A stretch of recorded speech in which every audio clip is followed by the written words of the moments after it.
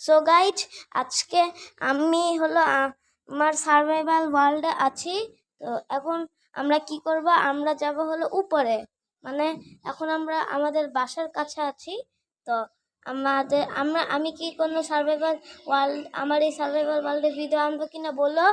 এরকম লাইক দেয় কেন গাইজ? দেখো আমি মাটির, আর তোমরা লাইক করো, সাবস্ক্রাইব করবা এখন। আর আজকে জুম্মার দিন, নামাজ পড়তে যাই সবাই। দেখো সাঁতার কেটে কেটে আমি আমার বাসার কাছে চলে আসি। এবার আমরা চেস্ট প্লেট পরবো এখন। আর এটা হলো আমার মাইনক্রাফটের সার্ভাইভাল ওয়ার্ল্ড। এর কোনো ভিডিও আনবো কিনা ওরে কমেন্ট করে বলবা।